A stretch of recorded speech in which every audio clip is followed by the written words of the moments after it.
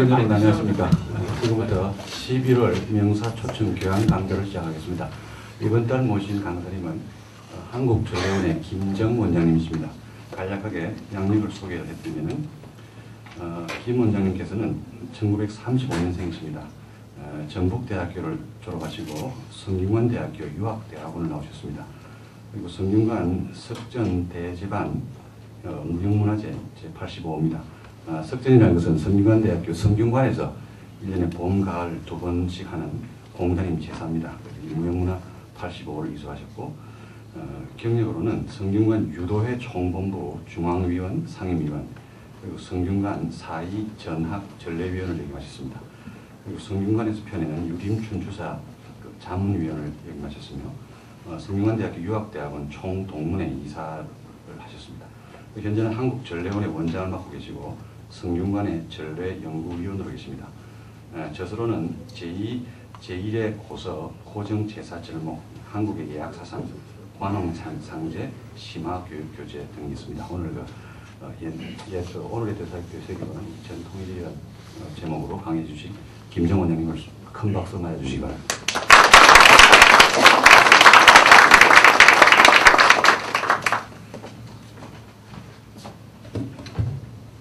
여러분들 만나뵙게 되어 반갑습니다. 오늘 1시간 동안 아주 유익하고 기억에 남는 하루가 되기를 부탁드리겠습니다. 저는 방금 소개받은 대로 김정입니다.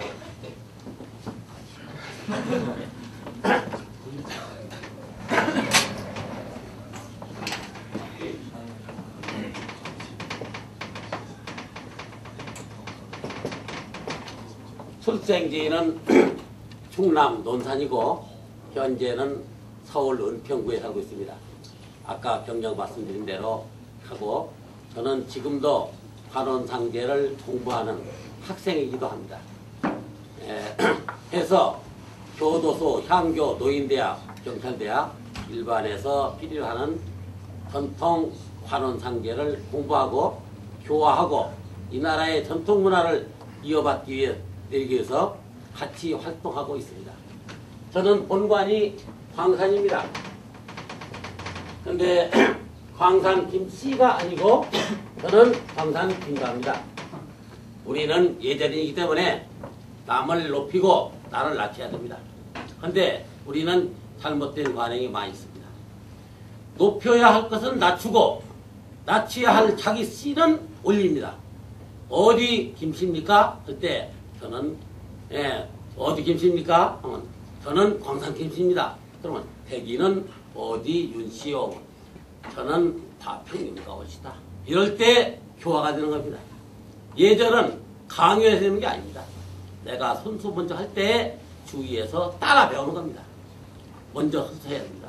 그러면은 높여야 할 것은 무엇이냐? 우리나라는 대한민국입니다.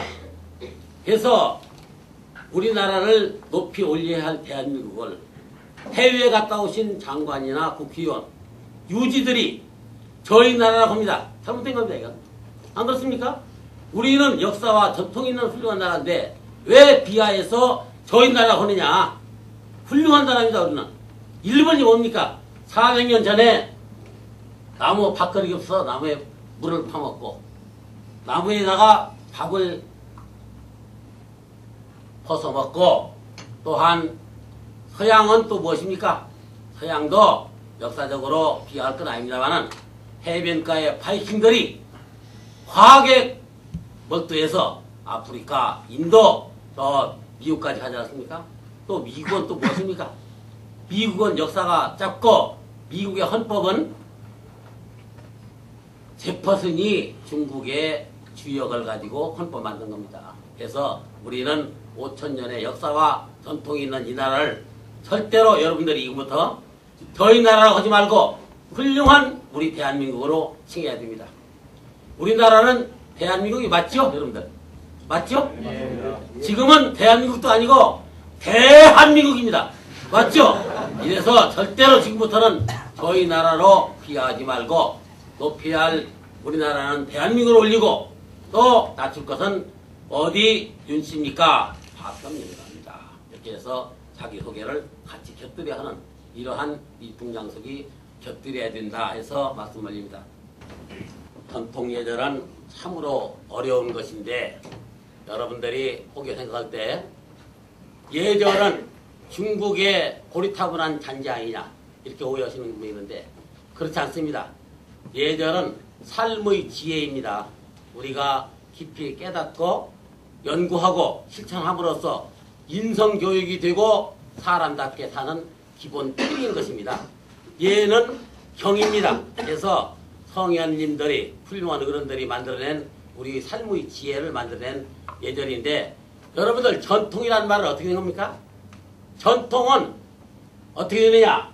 단군 시대부터 시작을 해서 지금 2002년인데 여기까지 안 오고 1900년까지만 왔으면 전통이 아니고 끊어진 겁니다. 전은 위에서 내려오는 것이고 통은 연결된 겁니다. 여기까지 와야 2002년도 현재까지의 전통이 되는 것입니다. 그러면 이 전통은 어떻게 되는 것이냐? 우리는 환원상제의 예절이 생활에 지혜가 있는데 이것은 참으로 중요하고 우리가 꼭 터득해야 할 학문이 관원상제입니다. 관원상제 이것을 제가 어렵더라도 하나씩 말씀을 올렸습니다.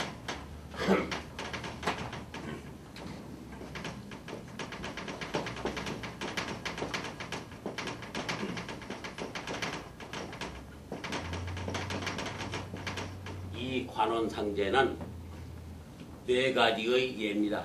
관례, 홀례, 상례, 제례라고 해서 네 가지 아닙니까? 이것을 네 가지이기 때문에 사례라고 한다. 합니다. 사례. 사례는 통과 의례입니다. 왜냐하면은 사람이 태어나서 어느 일정한 기간이 되면은 관례를 했습니다. 관례는 곧 성년의식입니다. 성년례는 왜 합니까? 사람이 커서 덩치는 크고 했습니다마는 육체적인 성장은 있습니다마는 정신적으로 아이의 성격이 있으면은 깨우쳐서 어른을 돼야 됩니다. 이래서 성년의식이 곧 관례이다. 관례를 피하고 반드시 어른이 되고 혼인이 돼야 됩니다. 그래서 관례를 하고 그 다음에는 혼인을 한다. 이런 얘기입니다. 관례를 하지 아니하고 혼인하면은 아이가 혼인하는 게 됩니다. 옛날에는 반드시 관례를 했어요. 관례는 어떻게 되냐? 나이를 따지면은 15세에서 20세 사이에 관례를 했습니다. 옛날에는 15세에서 20세 사이에 했다. 이때 성인의식을 갖추고 하는데 성인은 무엇입니까? 이 15세는 아직 아이죠. 20세도 애기입니다. 지금 육체적으로 성장을 했습니다만 성인적으로는 아이의 성품밖에 안 됩니다. 그래서 책 성인지례라 해서 어른을 일깨워주는 의식을 하는데 언제부터 있었느냐? 사만시대부터 있었어요. 사만시대에 정월 초하룻날 모아서 동네에서 어른이 서 있고 야 너희들 장정인지 아닌지를 구분을 해보겠다 해서 통나무를 커다란 통나무를 자른 것을 여기서부터 여기까지 끌고 가면은 어른이 되고 하다가 찡찡거리다가 못 가고 중간 되면 야 이놈아 너 가서 젖 좀 더 먹어 내년에 해라 이렇게 해서 어른과 아이를 구분했어요. 또 그뿐 아니고 짐돌이 있습니다. 큰 돌을 있어서 들어 올리면 어른이고 못 들으면 야 너 아직 애기야 너 아직 어린애 취급밖에 못하겠다 해서 이런 의식이 있었고 그 뒤에 고려 광종 16년 서기 965년입니다. 그러니까 1000년 됐어요. 우리는 1000년 전부터 관원상제의 의식을 갖추는 전통이 있는 나라입니다. 그래서 성년의식을 했다는 겁니다. 그때는 어떻게 되냐? 삼가례라고 해서 첫 번에 하는 것이 관례에 대해 말씀드립니다. 관례는 성인의 의식을 한다. 성인을 일깨워주는 것인데 무슨 것이냐면 아이들이 여러분들 사극에 볼 거예요. 아이들은 복권을 쓰고 사규삼을 있습니다. 사규삼은 뭐냐면은 4가지 펄랭이 옷이죠. 동자복 있지 않습니까? 그걸 입어요. 그러나 20살까지도 관리하지 않으면 복권 쓰고 펄랭이 옷을 입어야 됩니다. 그렇지 않습니까? 이래서 이제 성전의식을 갖춰주는데 첫 번에 옷을 어른의 평상복을 입힙니다. 평상복. 어른 옷을 입히려니까 이제 복권도 벗기고 사규삼 펄랭이를 벗기고 옷을 입히면서 관을 씌워주죠. 관은 이제 치포관이라고 있는데 이러하여튼 모자의 관입니다. 그래서 관리가 되는데 관을 씌우면서 첫 번째 얘기하기를 너는 이제 어린이 마음을 버리고 어른으로서 행세를 다하라. 이런 얘기를 축사를 하고 모자를 씌워주고 갓을 씌워주고 도포를 입히면 어른이 되는 겁니다. 두 번째는 평상복이 아닌 이제는 출입복을 입힙니다. 자, 첫째는 평상복이요. 평상복은 성의를 입혀주고 성의를 그 다음에는 출입복을 입힙니다. 출입복을 입히면은 뭡니까? 밖에 나가서 말하고 움직이지요. 아이들은 어떡합니까? 걸음을 걸어도 까치 걸음을 걷지 않습니까? 이래서 너는 이제 성이 되었으니까 이렇게 아이답게 놀지 말고 걸음을 걷든 말을 하든 어른을 대하든 간에 어른스러워라 하고 훈계하면서 어른을 만드는 겁니다. 관례가 그렇게 해서 하고 세 번째는 예복을 입혀가지고 책임을 일깨워준다. 예복을 입히면서 이때는 예복은 난삼이라고 있는데 예복을 입혀서 너는 이제 혼인도 하고 우리의 가통을 입고 국방의 의무도 갖고 해서 훌륭한 이 나라의 일꾼이 되어라 하는 것으로 이 하는 것이 삼갈의 의식을 하고 그 다음에는 술 먹는 의식도 합니다. 술 먹는 의식도 여러분들 술 먹는 의식을 배우고서 술을 마셔야 됩니다. 배우고 드셨습니까? 그냥 안 배우고 듣지 않습니까? 이러니까 술 먹는 방법들이 다 구구하죠. 술 먹는 방법을 미리 배우고 해야 되는 겁니다. 술 먹는 것도요. 술은 빈주 백배입니다. 주인과 손님이 술을 대접하려면 100번 저러는 겁니다. 알았습니까? 왜 그러느냐?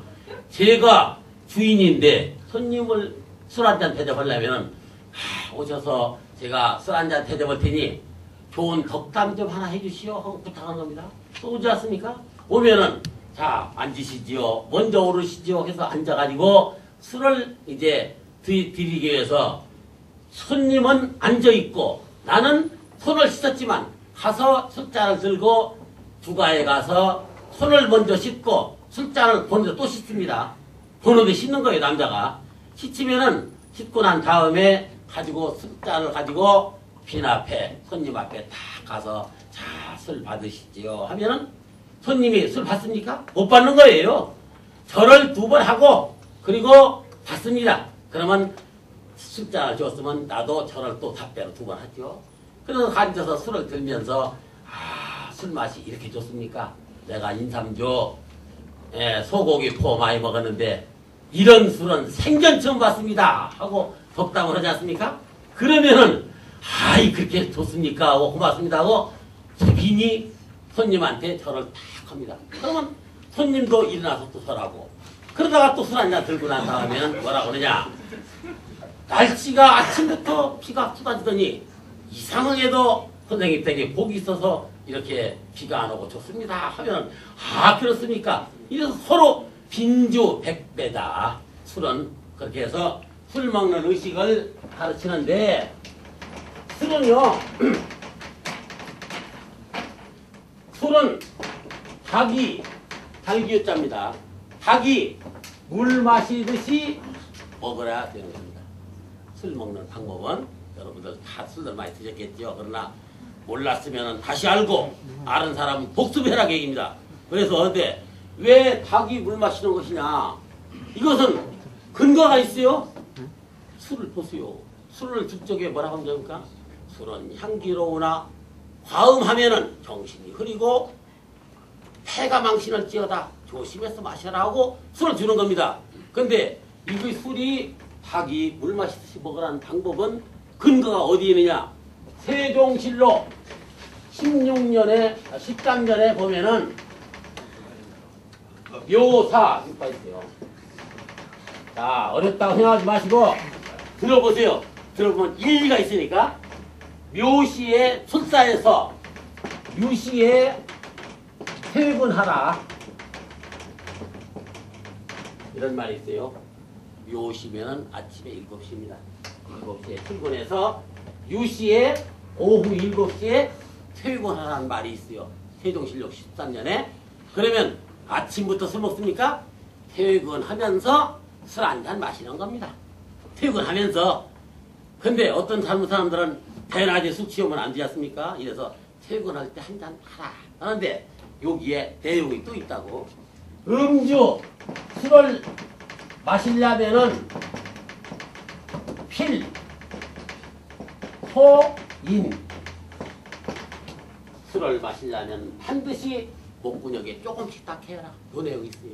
이렇기 때문에 술을 마시는 방법도 이게 어른들 앞에서 배울 때에는요. 술을 하루 마시지 않고 이 원칙을 아셔야 됩니다. 술 마시는 방법을.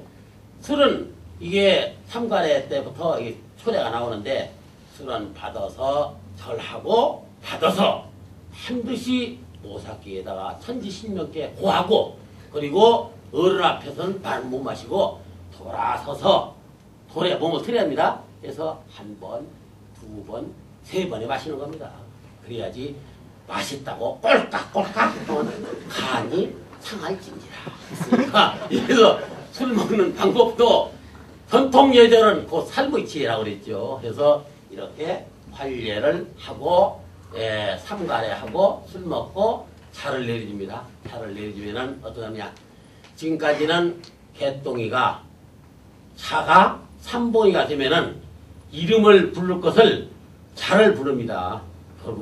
그리고 이제 아이가 있을 때는 혼인을 하지 않더라도 이게 성년자가 됐죠. 이 되면은 어떻게 하느냐. 이제는 품삯도 애들은 3만원이고 어른은 5만원이다 하면은 관례를 하고 나면은 5만원 듭니다. 그러니까 난데없이 2만원이 더 생기니까 더 열심히 아침에 일찍 출근해서 일꾼에 가면 일에 가고 농기구에도 닦고 곡식도 흘린 것을 줍고 어른스러운 일 아닙니까? 어른도 해만 안 할 텐데 이래서 어른으로 일깨워지는 것이 곧 성년예이다. 관례입니다. 그래서 이 관례가 고려 때부터 학문적으로 나타나고 천년전부터 조선조 때 잘하다가 광복 있죠. 일본 사람들이 한국에 와서 단발령하기 때문에 상투를 틀고 해야 될 것을 못하기 때문에 난리 중에 못했어요. 그러나 관례의 필요성을 현실히 느껴서 정부에서 매년 5월 셋째 월요일 날을 성년의 날로 해서 성년식을 합니다. 성년이 되어야 어른이 관리를 해서 어른이 되고 혼인을 해야 됩니다. 아이가 그러면 관리 안 하면 어떻게 됩니까? 아직까지 아무리 컸지라도 아이 아닙니까? 아이가 혼인을 해서 아기를 낳으면 자식을 낳죠? 그러면 아이가 자식을 낳죠. 아이가 성년예를 안 했기 때문에. 그러면 빨리 얘기하고 속된 얘기하면 아이 자식이 낳죠? 그러면 더 나쁘게 얘기하면 애가 새끼를 낳았단 말이야. 그 애 새끼가 커서 버릇없는 애 새끼가 커가지고 또 행동하니까 어떻게 됩니까 지금들? 머리가 노랗다고 해서 빨갛게 구슬구슬가 되고 바지가 튀어서 오는데 배꼽도 내놓죠. 안 그렇습니까? 그러면 어른이 달려보세요. 내 배꼽 내가 내는데 네가 뭐 간섭이냐. 이렇게 싹수 없는 인간들이 그런 것은 관례를 안 했기 때문에 그렇다고 해줍니다. 참으로 한심스러운 거예요. 관례를 하고 혼인을 해야 된다. 알았습니까? 혼인을 함에도 30에 하라 그랬어요. 혼인을 함에도. 왜냐하면은 혼인도 자, 관혼상제를 간단하게 말씀을 드리면은 이 참으로 한심스러운 것은 춤추고 노래하는데 학원에는 미어지는데 우리 전례원의 관혼상제 교육은 정부에서 보조받아서 무료로 해줘도 다리가 안 찹니다. 참으로 한숨 그렇다고. 예? 이건 배우면 기가 막히게 좋습니다. 그런데 그런다고. 혼인은 1년지 대사입니다. 맞죠? 왜 그렇습니까? 혼인은 설생과 보세요. 설생과 성분이 다른 두 남녀가 이성지합해가지고 부부가 되는 것입니다. 혼인하신 분들은 다 생각하세요. 설생과 성분이 다른 두 남녀가 혼인을 해서 부부가 돼서 바깥 주인과 안 주인이 되는 겁니다. 그렇지 않습니까? 그러면은 이렇게 되면은 부부간에는 덥고 나집이 없습니다. 그렇지 않습니까? 그러면은 서로가 주인을 섬기는 마음으로 상대방의 부족한 점을 보충해주고 혼인의 의입니다. 이게 혼인의 의예요. 혼인하신 분들은 이거 모르고 혼인한 사람들은 지금부터라도 깨달아 계입니다. 상대의 부족함을 보충해주고 즐거움을 나누고 고통을 덜어주면서 생활하는데 반드시 자식들의 본보기가 되야 됩니다. 왜냐? 자식들은 부모가 하는 대로 그대로 합니다. 부부간에 싸워보세요. 싸우고 나면 어떻게 됩니까? 싸워서 눈팅이 밤탱이 되죠? 그럼 자식이 멀쩡해. 아이고 또 아버지가 어머니 지겠네 저 정도 싸우다가 막 난리가 나지 않습니까? 그러면 이야 말기장이 심어놓고 그러다 보면 한 30분 하면 끝나지 않습니까?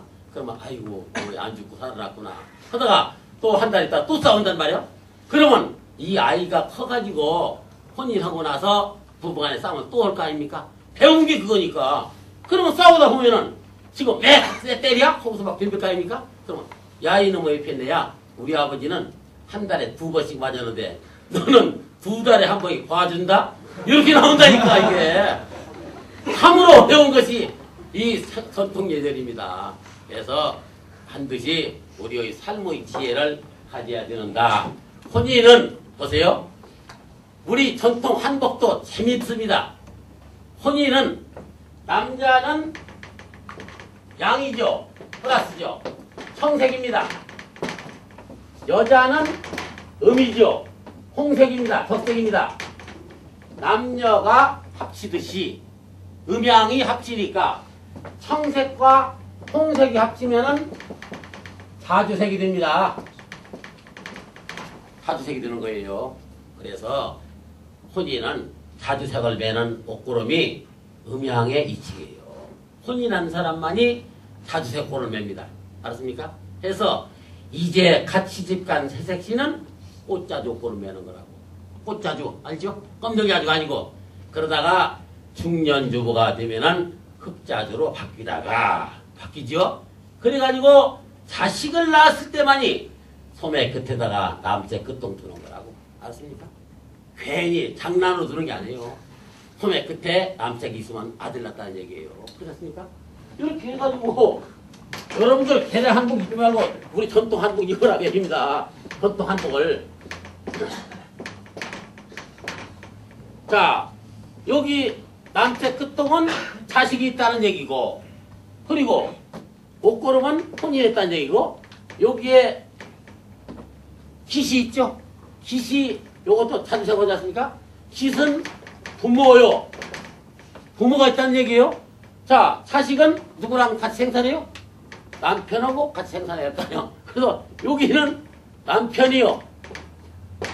남편 여기에. 자, 여기 보면은 옷을 보면은 여기에 사주색 되어 있는 거 있죠? 아, 부모가 보시고 있구나. 저 여자는. 또 이게 있죠? 휘장이죠, 휘장. 휘장입니다, 이게. 소매에 풀어 있지 않습니까? 요건 아, 남편이 있구나. 자식을 낳구나. 그래서 하나, 둘, 셋. 이것이 3회장입니다. 3회장. 이렇게 역사적으로 우리 전통에는 음양의 이치가 딱 돼 있어요. 그런데 불행히도 남편이 죽어버렸다. 그러면 2회장이 아니고 반회장이라고 한다. 그래서 우리 한복에도 아주 중요한 의미가 많이 있어요. 여러분들 한복은 전부 다 예복입니까? 아닙니다. 작업복은 짧아요. 여성분들이 두루마기를 50만원, 100만원 주고 뻐개지. 예? 예복인 줄 알고 안 되죠. 여성들의 두루마기는 작업복입니다. 절대로 나무집이나 예식장에 가서 벗어야 됩니다. 제가 여기 작업복 입고 올 적에 털모자 쓰고 작업복 입고 들을 수 있습니까? 모자 벗어야 되고 오버코트 벗어서 걸어야 되지 않습니까? 여성분들 절대로 여성분들의 두루마기는 방한복입니다. 그렇기 때문에 절대로 두루마기는 벗어야 된다. 남자들의 두루마기는 예복입니다. 예복 출입복으로 인정된 거예요. 그래서 여성분들의 작업복은 뭡니까? 작업복이 아니라 예복은 여성분들의 예복은 당의 아니면 슬안치마, 대란치마 이런 것들입니다. 그래서 예절복을 구분해서 우리가 같이 갖고 오는 이런 혼인의 뜻도 가져야 된다. 그래서 말씀드리고 우리가 혼인하는 것을 장가간다고 그러죠. 장가가는 뜻도 참 깊은 뜻이 있습니다. 우리가 장가는 저 고구려, 옥저 그때 때는 남자가 신랑 댁에 신랑이 신부 댁에 장인의 집을 가는 겁니다. 그래서 입장가입니다. 장인의 집으로 간다. 장가가는 거지. 가가지고 하면은 신분의 집에서는 방 하나 만들어져요. 만들어지면 혼례를 치르고 나면 거기에서 신부와 살림을 합니다. 그래서 한 3년 살고 나면은 아들이 낳죠. 아들 낳으면 이거 달겠죠.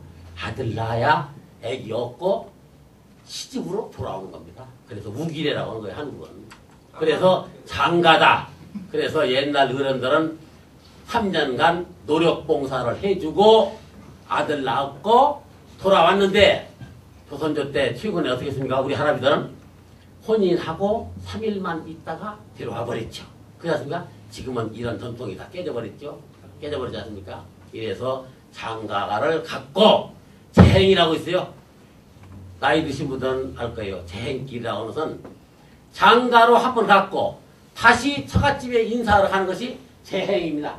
두 번째 가는 것이 재행길이다. 이렇게 해서 우리는 장가를 가서 혼인을 하고 음양의 이치로 남녀가 화합을 해서 한 가족을 이루고 살고 있다. 우리가 혼인을 일륜지 대사라고 하는 것은 일륜지 대사라고 하는 것은 뭐 때문에 그러냐? 혼인은 하면은 가족이 이루어집니다.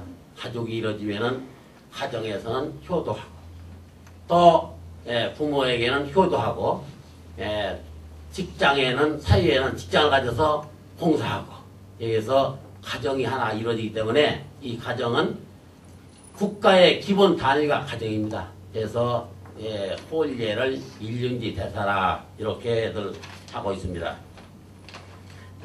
혼인에 대해서는 간단하게 이 정도만 말씀을 드리고 우리가 옛날에 칠거지약이라고 하는 나쁜 인식을 갖고 있는 거 있는데 칠거지약 설명하겠습니다. 옛날에 칠거지약이 필요 없다고 유교사상이라고 하는데 그 기본 뜻을 아셔야 돼요. 첫째가 불순입니다. 신부가 쫓겨나는 7가지 중에 첫째가 불순이에요. 불순은 남편한테? 아니죠. 부모한테입니다. 첫째가 부모한테 불순하면 쫓겨납니다. 두 번째는 아들 문하는 거. 대가 끊어지기 때문에 그리고 세 번째는 음탕한 거. 또 네 번째는 질투입니다. 질투는 보세요. 질자는 이인데 보세요. 투자는 여자가 돌멩이 던지는 것이 투자입니다. 보세요. 시집온 여자가 돌팔매질에서 담이 넘어가면 김세환 머리통 깨져버리고 안 그렇습니까? 담이 안 넘어가면 3년 묵은 간장통이 깨져버려. 안 그렇습니까? 여자가 팔매질하는 거라니까 이게. 이래서 질투하면은 안 된다 해서 질투가 있고 또 말을 많이 하고 도적질이 제일 끝머리입니다. 배가 고파서 도적질하면은 쫓겨나는데 이렇게 해서 7가지 칠거지약이 있는데 이것을 설명하려고 하는 게 아니라 삼불거라는 게 있어요. 칠거지약을 범했더라도 보내지 아니하는 것 3가지가 있습니다. 그걸 알아야 돼요. 나쁜 것만 얘기하지 말고. 뭐냐면은 이 나쁜 짓을 해서 내쫓으려고 했더니 갈 데가 없더라. 신정이 다 망해서 갈 데가 없어. 보내면은 한강에 가서 빠지고 이러면은 음탕하고 도둑질 다녀도 안 보냅니다. 대단한 정신 아닙니까? 지금 이런 정신을 헌법에 규정을 해야 돼요. 안 그렇습니까? 그러면 이게 이혼이나 이런 법정 거시기가 반절로 이상 줄어들 수가 있죠. 첫째는 갈 데가 없을 때는 나쁜 짓을 하고 음탕하고 그래도 보내지 않는다 있고, 두 번째는 뭡니까? 두 번째는 첫 번에 시집 올 때는 가난하고 계장밖에 안 되는데 이사가 됐다, 부자가 됐다. 선빈 후부. 첫 번에는 가난하고 형편없는 집이었는데 그 여자가 시집을 오고 난 뒤부터는 부자가 되고 승진을 했다 하면은 그 여자 때문에 와서 돼갔단 말이야. 그러면 그 여자가 아기를 못 낳고 음탕하고 그래도 안 보냈다니까. 지금 같으면 되겠습니까? 지금 누구랑 눈만 맞아도 아이고 이거 안 되겠다 그럴 거 아닙니까? 이 음탕은 얼마나 무서운 겁니까? DNA 검사해야 되고 난리 아닙니까? 이래도 안 보내는 거예요. 이건 삼불거가. 또 한 가지 있어요. 3년상을 부모의 3년상을 같이 받들으면은 도적질도 잘하고 돌멩이질도 잘하고 음탕하기도 하고 이래도 안 보냈다니까. 참으로 이 전통의 의식은 참 성인 군자의 요순세계와 같은 거예요.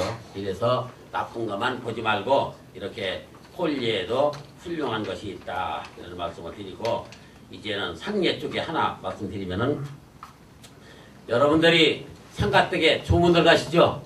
조문들 가시죠? 안 가십니까? 네, 가시는데 조문을 제대로 하셔야 된다. 이것을 말씀드립니다. 본인 나름대로는 내가 훌륭히 잘하고 누구한테 책 안 바치는데 무슨 뚱딴지가 소리냐 할 텐데, 여러분들은 이 나라의 동방예주국의 후손이면서 절도 할 줄 모르고 조문예도 모릅니다. 그래서 제가 아는 대로 말씀드리니까 참고하시기 바랍니다.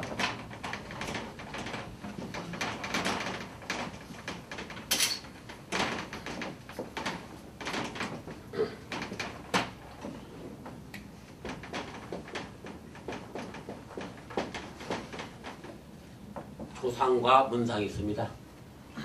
대개의 경우는 문상만 얘기하는데 조상과 문상이 있다. 조상이라고 하는 것은, 조상은 향을 피우고, 향을 몇 개 피웁니까? 3개 피워야 맞는 거예요. 3개를 삼상향이다.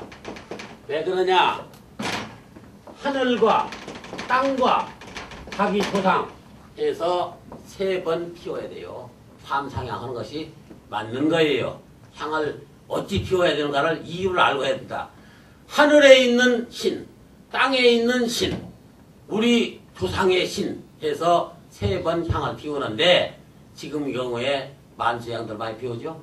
만수향을 제대로 향을 피우는 사람은 이렇게 해야 됩니다. 자, 여기에 향로가 있는데 다리 3개짜리는 육아에서 쓰는 향로이고, 다리 둥글게 된 것은 불가에서 쓰는 향로입니다. 제가 쌈을 붙이라는 게 아니라 알고는 계셔라. 향로가 밑에가 사발같이 붙은 것은 불가 거고, 발 3개짜리 육아가라니까. 그런데 만수향을 제대로 피우려면은 1번 불 붙이고, 2번 불 붙이고, 3번 불 붙여야 됩니다. 저는 이것을 이렇게 고집하고 싶지 않으나 알고는 있어라.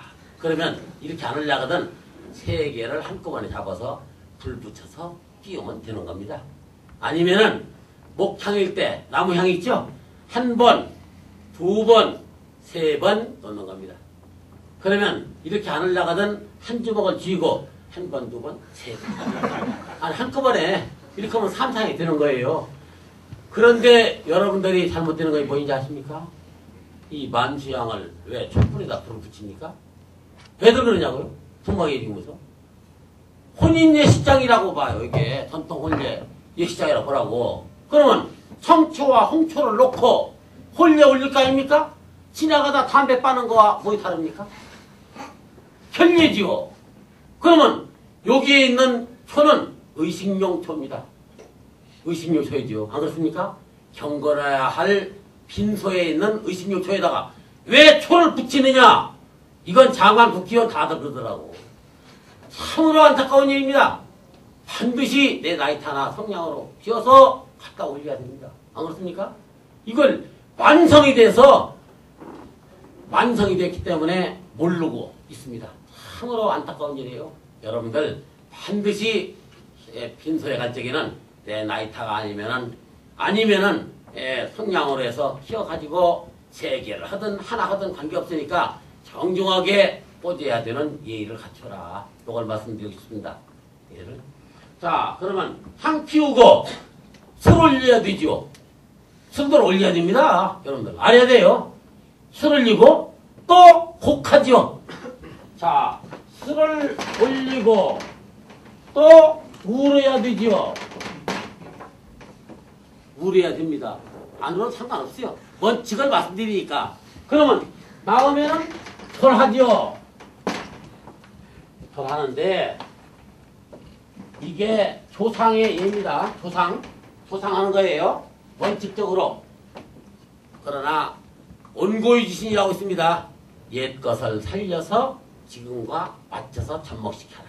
옛것의 본질은 변할 수가 없는 거예요. 이렇게 해서 조상을 가면은 향을 피워주고 여기에 또 술을 올리고 울고 절하는 것이죠. 근데 사촌 동생 죽었는데 절합니까? 안 합니까? 한 살 아래짜리인데 절합니까? 대답해보세요. 왜 모릅니까? 동방예의 사슴들 아닙니까 이건? 맞죠? 사촌 동생이 죽었어요. 그러면 갈 거 아니야? 가서 술 올리고 향 피우고 울고 했잖아요. 절을 합니까? 안 합니까? 안 씁니다. 쉽게 얘기해. 안 해요. 왜냐하면은 우리가 집안간 소리 들어봤죠? 집안간 소리를 100번을 들어도 똑똑히 알고 지내라 그 얘기입니다. 여러분들 기술만 가지고 안 해요.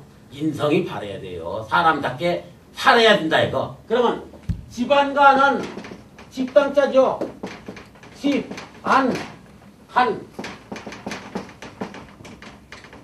집안간이요. 집당자, 안내자, 사이간. 집안간입니다. 집안간은 유복지친입니다. 무슨 얘기냐면은 집안간에는요. 아버지 죽으면 3년상 아닙니까? 아들 죽으면 몇 년입니까? 모르겠죠. 100% 모를 겁니다. 아들 죽어도 3년상이라고. 그걸 알아야 돼요. 아들이 죽어도 아버지가 지팽이 짓고 3년상입니다. 둘째 아들은 1년이지. 장남만 3년.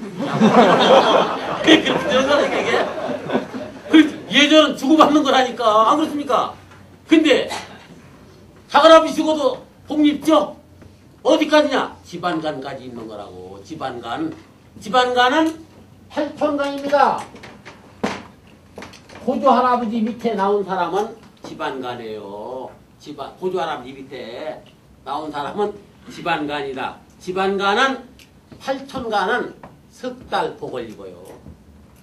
장이 돌아가시면 사위가 석 달 복 입는 겁니다. 그건 알고나 있으라고요. 여러분들이 몰랐으면은 처갓집에 들려서 계속 입으라면 1년이고 3년 입을 수 있잖아. 안 그렇습니까? 석 달 입으면 끝나는 거예요. 그건 알고서 상갓집에 가서 장례식 가서 이거 번질 적에 석 달 동안은 입어야 하는 의무는 알고 있어야 된다. 그 하든 간에. 그래서 집안간에는 유복지친이라고서 복을 입기 때문에 내가 먼저 죽었으면은 그 사촌 동생이 나한테 와서 복을 입고 울어야 될래요. 그렇기 때문에 절하지 아니한다. 겁니다.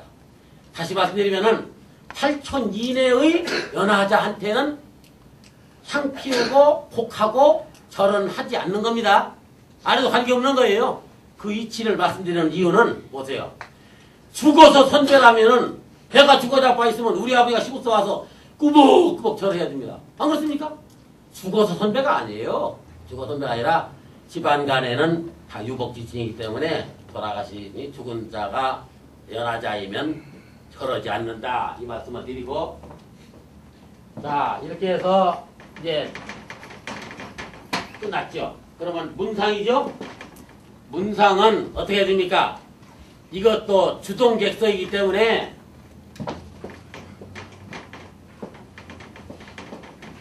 이렇게 있으면은 여기 사람 죽고 나면 바로 이거 갖다 끼우죠. 검정 리봉하죠. 리봉은 맹인 죽은 자를 상복을 입혀서 소렴 대렴을 해서 관에 넣기 전에는 이거 못 오는 거예요. 그러나 지금은 상습화됐습니다. 그렇다고 말릴 수가 없는 거예요. 이게. 그렇습니까? 그래 못 올 수가 하도 없다고. 근데 자 이렇게 해서 하는데 여기다 놓는데 주문하는 장소가 여기가 상청이면은 반드시 상제는 동쪽으로 있어야 맞는 거예요. 어떤 사람들은 서쪽으로 오는 사람도 있더라고. 왜냐? 주동객서의 개념 때문에 주인은 동쪽에 있어야 되기 때문에 상제가 저쪽 하는데 요 1번 타자는 나이 먹은 어른이 아니라 복이 무거운 자 3년 상짜리 1년짜리 9개월 5개월짜리 순서로 하는 겁니다. 순서에 쓰는 거예요. 이것도요. 나이 먹은 사람이 앞이 아니에요. 그래서 원칙이 있다니까. 그렇게 하고 여기서는 초상을 하고 문상을 하죠. 문상하는 것은 말 그대로 문자 안에 입구가 있기 때문에 물어보는 것인데 어떻게 묻느냐. 옛날에는요. 옛날에 그랬어요. 먼저 가서 호상소에 가서 이제 신청을 하면은 상제가 고걸 하고 울고 있을 적에 상제는요. 원칙을 알아야 됩니다. 절하면서 울어야 됩니다. 알았습니까? 지금도는 안 울지만 원칙은 알고 있어라. 조상이 오서 절할 적에 아이고 아이고 하면서 절을 하면서 울어야 되는 것이다. 그건 알아야 돼요. 그런데 지금 옛날에는 얼마나 대고를 당해서 얼마나 망극하십니까? 애통하십니까? 하면은 그 상제가 다 보기를 뭐라 하냐. 제가 김개똥이가 죄역이 심해서 그 화가 우리 아버지에 미쳐서 돌아가셨는데 선생께서 오셔서 후한 조의금을 주고 위로의 말씀을 주시니 감사합니다. 이렇게 얘기하는 거예요. 그 지금은 어떻게 합니까? 여러분들 허계가 무시하는 게 아니라 가서 상제한테 가서 절 2번 딱 하고 난 다음에 절하면서 어떻게 된 거요? 이게 되면은 상제가 이빨이 히집히집 나오면서 돌아갔어. 이게 나오지. 상제는 입술이 나오면 안 돼요. 웃어서도 안 되고 상청을 빗겨도 안 되는 겁니다. 아무리 높은 사람이라도 상청에서 밖으로 빠져나가서는 안 되는 거예요. 할 거 없는 거예요. 그래서 뭐라고 해야 되느냐? 여러분들이 조문을 가면은 간단한 겁니다. 담배 한 대 내기만 또 보던 거니까 들어보세요. 가서 부를 적에 얼마나 애통하십니까? 이렇게 하는 거예요. 절하고 나서 다시 일어나서 앉으면서 하는 거예요. 절하면서 하는 게 아니라 얼마나 애통하십니까? 아니면은 얼마나 망극하십니까? 자, 따라서 한번 할까요? 얼마나 애통하십니까? 얼마나 애통하십니까? 자, 얼마나 망극하십니까? 얼마나 망극하십니까? 그렇게 하세요. 하면은 절대로 욕되는 거 아니고 참 얼마나 우정이 있습니까? 그러면 내가 당했다. 당한 사람 뭐라고 할 거예요? 할 얘기 없지 않습니까? 그러면 뭐라고 그러냐? 불효 막심입니다. 아니면은 망극할 따름입니다. 하고서 절대로 입설이 안 나오고 참 수심에 가득한 효심을 나타내야 되는 것이다. 거기다 술이 먹어서 얼굴이 삘겋고 이빨이 찌지 나오고 하지 않고 이것을 최선을 다하는 직업정성이 있어야 조상과 문상이 된다. 이 말씀을 드리고, 자, 조상과 문상도 잘못된 게 또 있어요. 지금들은 세상이 바뀌어가지고 이놈 향도 안 피우고 술은 뭐 아울 않고 복은 더군다나 절은 끄떡끄떡 그냥 서서 하는데 이게 무슨 일이 있냐고는, 자, 여기에 빈소가 이렇게 있으면은 빈소가 있죠. 빈소가. 그러면 요즘은 꽃을 갖다 놓더라고. 그렇지 않습니까? 꽃들 갖다 놓죠. 근데 잘못 놓는 거예요. 꽃을 갖다가 전부 이렇게 갖다 놓더라고.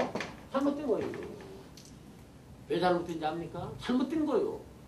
이게 맞다면은 유경수 여사의 관이 알았습니까?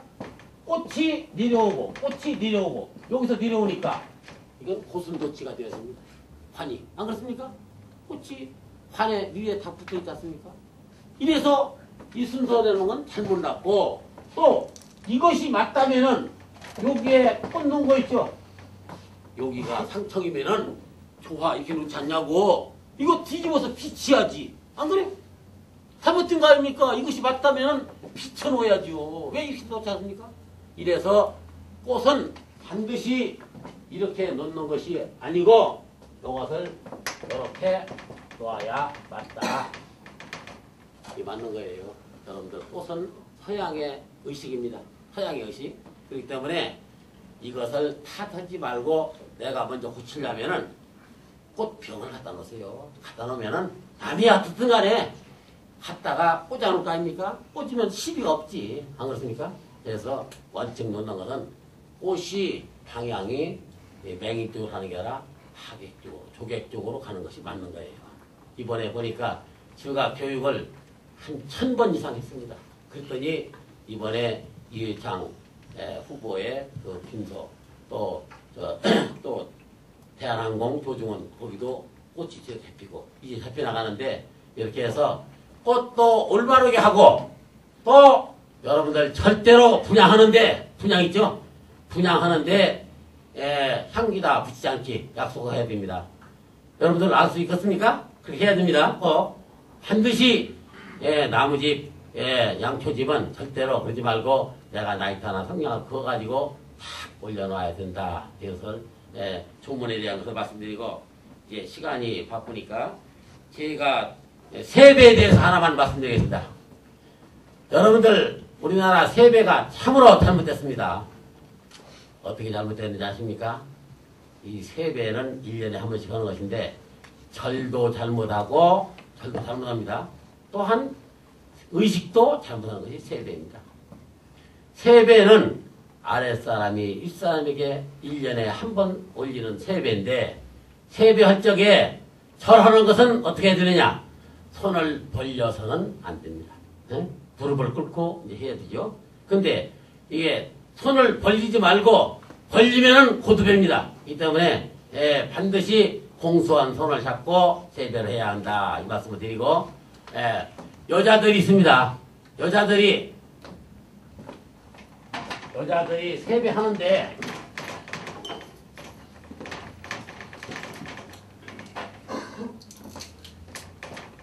(70) 먹은 할아버지가 있고 7살 먹은 손녀가 있는데 이 세배는 할 적에 7살 먹은 손녀는 큰절로 해야 됩니다. 여러분들 절이 큰절이 있고 평절이 있습니다.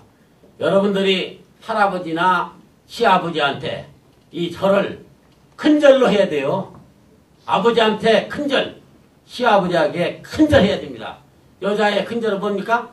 우측 손이 위로 올라가야 되죠. 이거 아닙니까? 여러분들 큰절이 이게 손이 코입니까? 입입니까? 이마입니까? 어디예요? 어디입니까? 어깨입니다. 어깨예요. 이거 분명히 알아야 돼요. 왜냐하면은 우리는 동방예의지국의 후손이면서 절도 못한다고. 이 손을 우측 손이 위로 가게 올리는데 어깨 높이로 해서 해야지 올리면은 저고리가 짧아서 속살이 보여서 시아버지한테 유혹이 되기 때문에 그래서 세배하는데 7살 먹은 손녀가 어떻게 저런지 압니까? 평절합니다. 절이 큰절이 있고 평절이 있고 반절이 있습니다.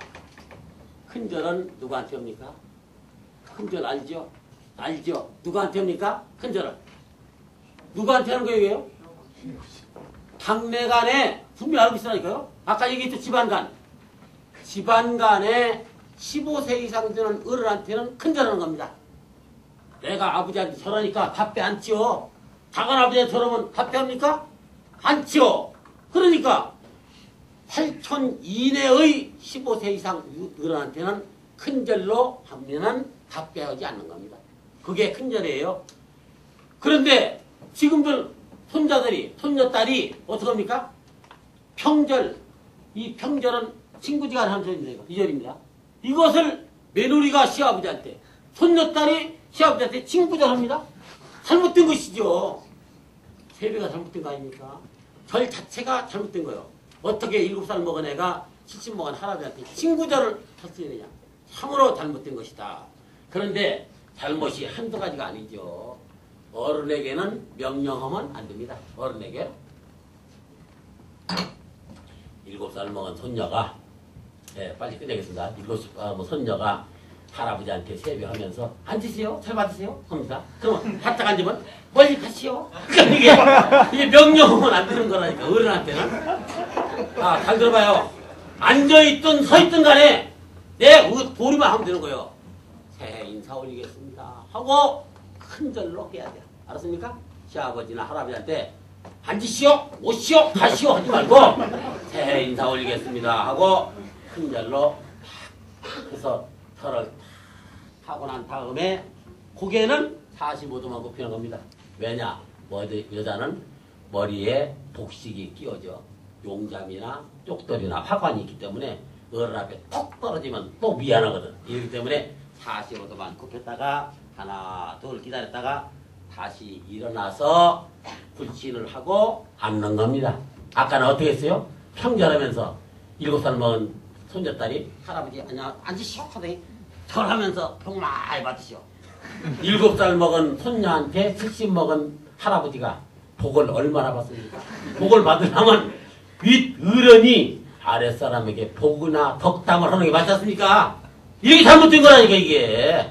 돈만 벌어서 뭡니까? 사람이 사람답게 살아야지. 안 된 거예요 이게. 이렇게 해서 자 며느리나 손녀딸이 얘가 큰절 탁 하고 기다렸다가 다시 앉습니다.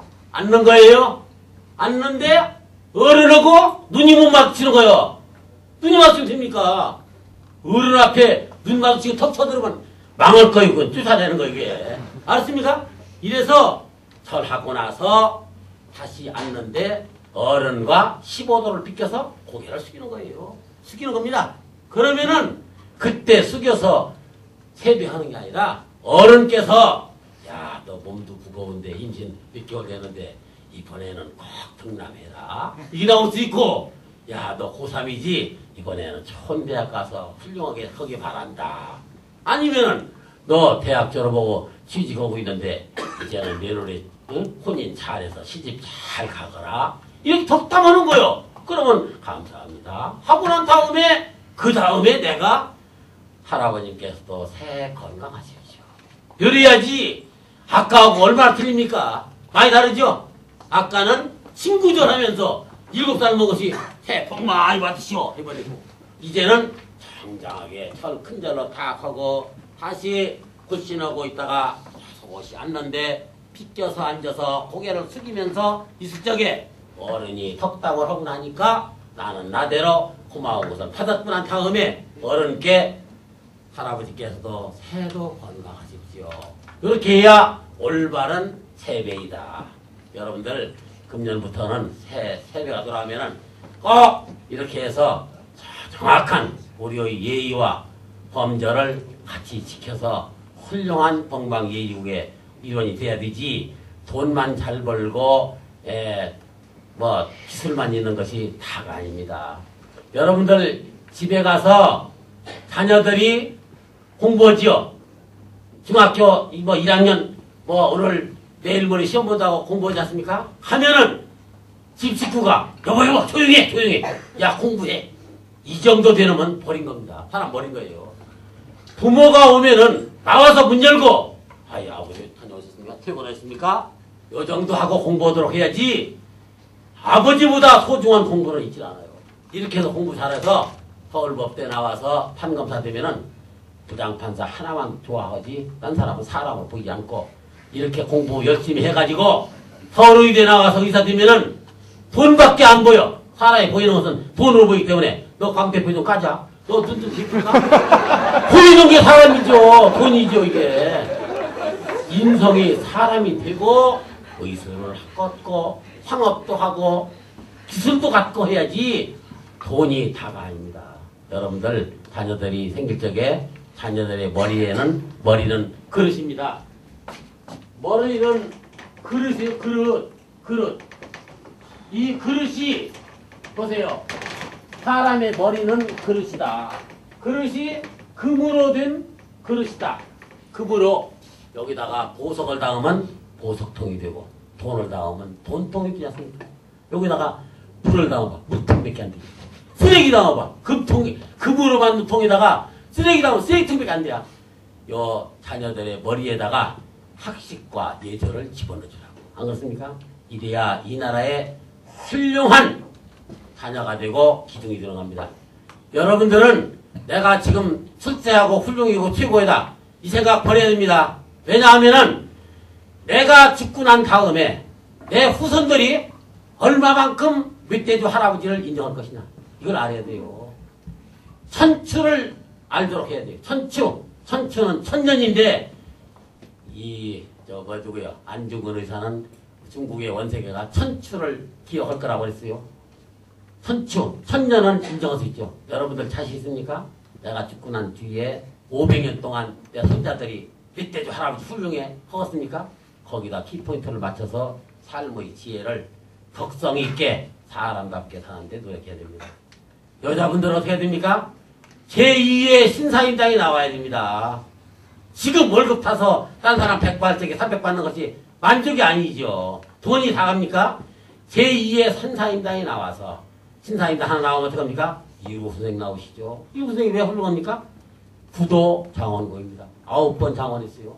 스승이 없이 이렇게 훌륭히 나와서 제2의 신사임당, 박사임당, 최사임당 1년에 하나씩 나와가지고 이 나라의 이택의 이율곡 같은 훌륭한 어른들이 여기저기서 나와서 이 나라의 도덕과 예절, 전통 문화를 지켜서 세계를 지배할 수 있는 훌륭한 나라를 만드는 것은 여러분의 책임이지 우리의 책임이 아니에요. 그래서 지금부터 내가 죽고 난 뒤에 우리 자식들이 몇백 년 동안 나를 인정할 것인가 거기다 키포인트를 맞춰서 사람답게 사는데 목적을 다하고 최선을 다해야 된다. 그러자면은 내가 집에서도 상사에서도 본분을 지켜서 훌륭한 임무를 해야 된다. 이런 것을 강조하면서 오늘 시간 관계상 이 정도로 마치고자 합니다. 여러분들 잘 들어줘서 감사합니다. 감사합니다.